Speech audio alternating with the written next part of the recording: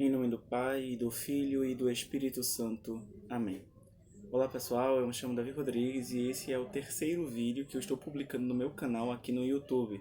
O canal é o Anacoreta Católico e desde já peço que vocês se inscrevam, ativem o sininho para as próximas publicações. Bem, também preciso que vocês curtam ou desaprovem, para que eu saiba se vocês estão conseguindo ao menos acompanhar o conteúdo, por mais que você goste ou não goste, enfim. Então, esse terceiro vídeo vai ser um complemento ao vídeo anterior, no qual eu tratei sobre tradição oral, tradição escrita, dei alguma noção do que é revelação e falei, por último, de maneira bem rápida, praticamente atropelei o assunto, sobre a questão do magistério sacerdotal dos filhos de Arão. Bem, neste vídeo, como falei anteriormente, é um complemento ao vídeo anterior, eu quero especificar, deixar um pouco mais claro, por exemplo, o que é revelação, deixar claro, por exemplo, o que é de fato tradição oral, o que é de fato tradição escrita, fora alguns outros pontos que estão intimamente relacionados com esse assunto. Esse vídeo eu quero fazê-lo hoje, publicando hoje, justamente porque os próximos vídeos eu vou tratar já do tema real, da formação do cânon do Antigo Testamento, para futuramente, depois de construir toda uma base, começar a tratar, por exemplo, do que ocorreu no Novo Testamento, desses dois temas, tradição oral, tradição escrita e magistério no Novo Testamento. Bem, falando já do que é revelação. Revelação é o ato sobrenatural pelo qual Deus dá a conhecer aos homens aquilo em que devem crer acerca da própria divindade, acerca de si mesmos e acerca do mundo.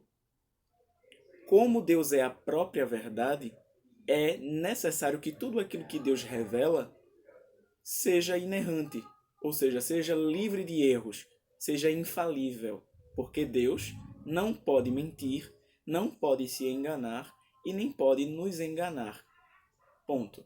Basicamente é isto revelação. É bom que vocês anotem ou mesmo memorizem o conceito de revelação. É o ato sobrenatural pelo qual Deus dá a conhecer aos homens aquelas coisas que eles devem crer sobre Deus, sobre si mesmos e sobre o mundo. Essa fé, esse conhecimento revelado por Deus, ele é a um só tempo teorético, que diz respeito ao intelecto, verdades que são conhecidas pela mente, e também a um só tempo ele é prático, porque atinge a vida do homem no seu dia a dia, no seu cotidiano, na sua relação com o próximo, na sua relação com o próprio Deus, concretamente falando, e na sua relação com o próprio mundo. Então, esse conhecimento, essas coisas reveladas por Deus, dizem respeito, primeiramente, ao intelecto, por isso são chamados teoréticos, verdades teoréticas, mas também atingem a vida prática do homem. Ok, então, passando um pouco disso, já que deixei, acho que de maneira um pouco mais clara, o que é revelação, nós precisamos saber que Deus revelou algo a alguém. Deus não revelou, por exemplo, aos macacos, Deus não revelou aos anjos, Deus revelou aos homens, ou ao homem no singular. Nesse sentido, Deus é o emissor da revelação. E o homem é o receptor da revelação. E como é que a revelação sai de Deus e chega ao homem? Temos o emissor e temos o receptor. O modo como a revelação sai de Deus, é emitida por Deus e chega ao homem, é por via do que chamamos de verbo mental. Por que verbo mental? E o que é verbo mental? Verbo mental é o logos que existe na mente divina, assim como na mente humana. A mente humana, ela contém um logos. O que é isso? O pensamento, a capacidade, o poder de pensar, de raciocinar, de inteligir. Então, como é que o logos divino, a revelação que existe na mente divina, Sim, pois Deus não é homem, Deus não é uma criatura para que tenha verdadeira boca, verdadeira língua. Como é que Deus fez para comunicar o conhecimento verdadeiro sobre si, sobre o homem, sobre o mundo, ao próprio homem? Esse conhecimento foi dado ao homem por via do verbo mental, o logos mental. Por ciência infusa, Deus infundiu no homem, Deus infundiu na mente humana esse conhecimento que vem do emissor e parte para o receptor. E o meio, o que une o receptor ao emissor, é o que chamamos de logos mental. Esse logos mental, que transmite do emissor ao receptor o conhecimento verdadeiro, a verdadeira fé, esse é verdadeiramente infalível. Esse conteúdo é inerrante, está livre de erros. Por quê? Porque aquele que emite a revelação é infalível. Logo, aquilo que ele emite também é infalível. E chega infalível no receptor. E aqui nós temos que fazer uma pequena distinção entre receptor primário e receptor secundário. O que quer dizer isso? Receptor primário é todo aquele que recebeu diretamente de Deus a revelação. Por exemplo, Moisés. Moisés recebeu diretamente de Deus o conteúdo da revelação. E disso decorre que ele é o receptor primário, porque a revelação chegou até Moisés por via do verbo ou logos mental. Quando Moisés passa a utilizar o verbo oral e o verbo escrito, ele está fazendo o real dever ou função, qualidade do receptor primário, que é transmitir pelas vias que lhe são naturais, verbo oral, verbo escrito. E o que acontece aqui é o seguinte: Deus inspira o profeta, e aqui você deve estar bem claro para você a diferença entre revelação e inspiração divina. Revelação é o próprio conteúdo, a coisa que é revelada, e inspiração é a capacidade que Deus dá ao homem de acomodar a revelação, o conteúdo da revelação, infalivelmente ao verbo oral e ao verbo escrito. É por isso, por exemplo, que cremos que a Santa Escritura é divinamente inspirada. Nós cremos, ou seja, que a Escritura, ela corresponde exatamente ao verbo mental que saiu do emissor e chegou no receptor primário, que foi o profeta Moisés. Então, um outro ponto é: quem somos nós na fila do pão, para brincar um pouco? Nós somos aquilo que podemos chamar de receptores secundários. Por quê? Porque a revelação, o conteúdo da revelação, já não nos vem diretamente de Deus. Já não nos chega pelo verbo mental. O conteúdo da revelação nos chega através do receptor primário. Os profetas. Esses sim têm relação direta com Deus. E nós temos relação com Deus, nós temos acesso ao conteúdo da revelação de Deus por meio do receptor primário. E quais são os meios que nós, receptores secundários, temos para acessar o conteúdo da revelação? Os únicos meios disponíveis ao receptor primário são a via oral e a via escrita.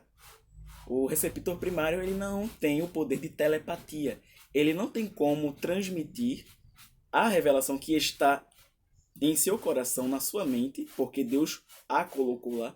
Ele não tem como transmitir essa revelação, o conteúdo da revelação, para a mente de outra pessoa, por vias mentais. Ele não tem como fazer isso, porque ele é um ser composto de corpo e alma. Então, nesse processo de transmissão do receptor primário para o receptor secundário, é necessário que haja meios, instrumentos também, digamos que materiais. Então, o único meio do receptor primário transmitir o conteúdo da revelação recebida diretamente de Deus é por via da do verbo oral e do verbo escrito. E esses são os únicos modos pelos quais os receptores secundários têm de acessar a revelação. E aqui nós precisamos, como já falei, fazer a distinção entre inspiração e revelação. A revelação sai de Deus e chega no receptor primário, e a inspiração é feita por Deus, é operada por Deus no receptor primário, no ato de o receptor primário transmitir o conteúdo da revelação para o receptor secundário. Ok. Pronto. E aqui é justamente onde entra, né, explicando o que foi dito no vídeo anterior sobre tradição oral e tradição escrita. Que temos aí um elemento que é o da autoridade intermediária.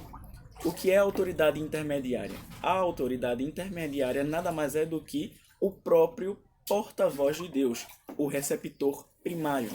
O receptor primário funciona entre o receptor secundário e Deus como um verdadeiro mediador. Se o receptor secundário quiser ter acesso ao conteúdo da revelação, ele não pode e não tem como ir diretamente a Deus. E nem Deus vai diretamente ao receptor secundário.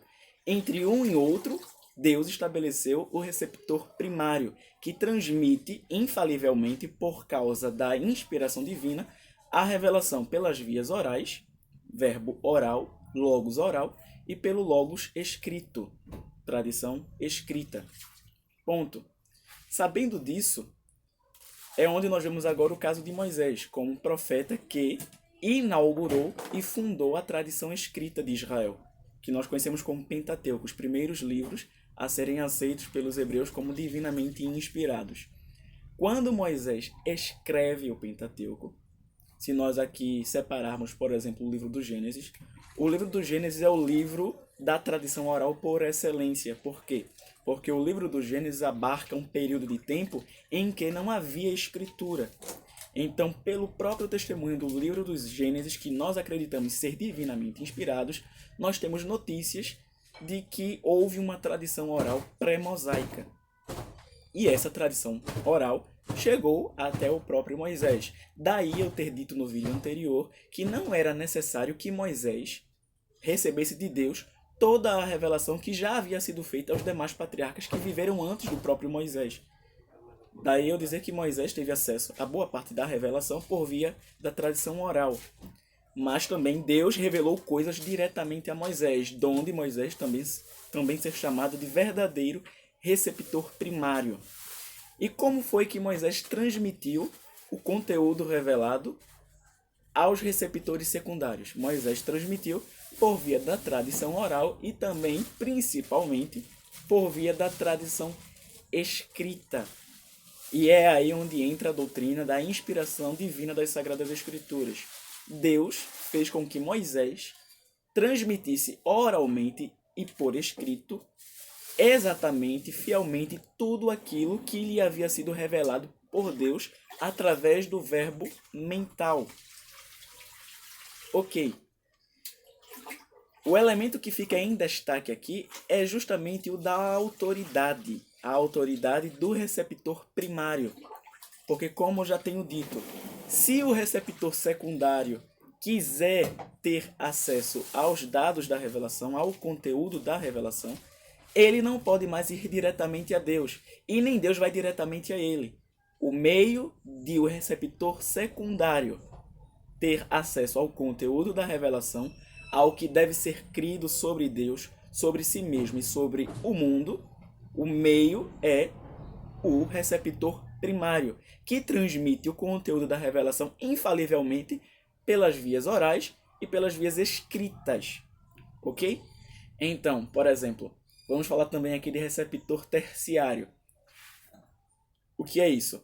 O receptor secundário, ele tem contato imediato com o receptor primário. E o receptor primário tem acesso imediato a Deus, que é o emissor. O receptor terciário, não. O receptor terciário, geralmente, ordinariamente, não tem acesso ao receptor primário. Ele só vai ter acesso ao conteúdo da revelação por meio do receptor secundário. E é justamente nessa criação de elos, o elo que liga o emissor ao receptor primário, o receptor primário ao receptor secundário e o receptor secundário ao receptor terciário, essa criação de elos é o que cria a tradição oral e a tradição escrita. Porque primeiro a revelação saiu do emissor, chegou no receptor primário, o receptor primário transmitiu ela por via oral, por via do logos oral e do logo escrito.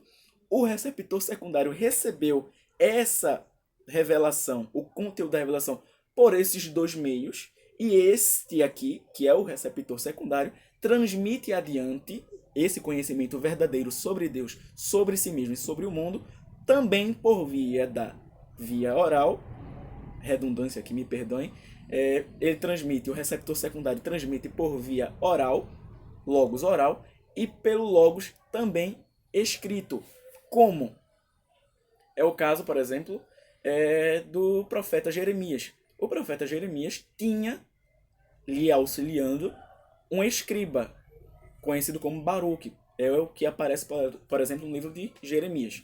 Jeremias é o receptor primário. Ele recebe diretamente de Deus a revelação.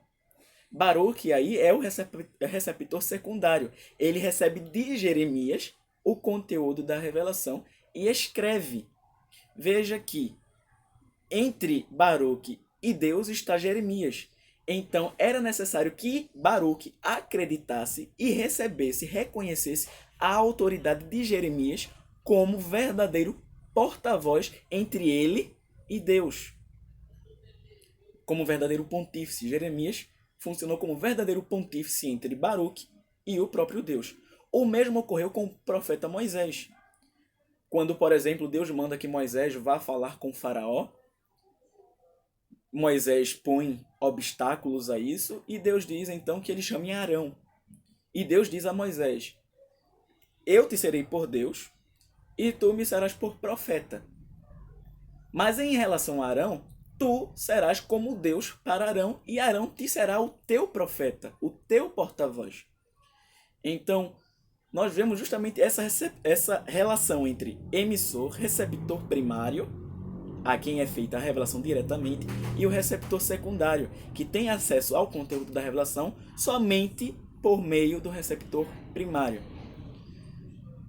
Então, as pessoas, por exemplo, que viriam depois do receptor secundário, Baruque, que escreveu, resguardado evidentemente pela inspiração divina, as pessoas que viessem depois de Baruque, que vivessem depois da morte de Baruque, evidentemente também depois da morte de Jeremias, as pessoas, os receptores terciários, somente teriam acesso ao conteúdo da revelação, não através do receptor primário, não através do próprio emissor, mas somente por meio do receptor secundário. E novamente nós vemos o elemento da autoridade. Os receptores terciários teriam de confiar que o receptor secundário transmitia oralmente e por escrito fielmente aquilo que havia sido revelado pelo emissor ao receptor primário. Ponto. Eu acredito que tenha ficado claro para vocês tudo isso que eu estou falando até agora.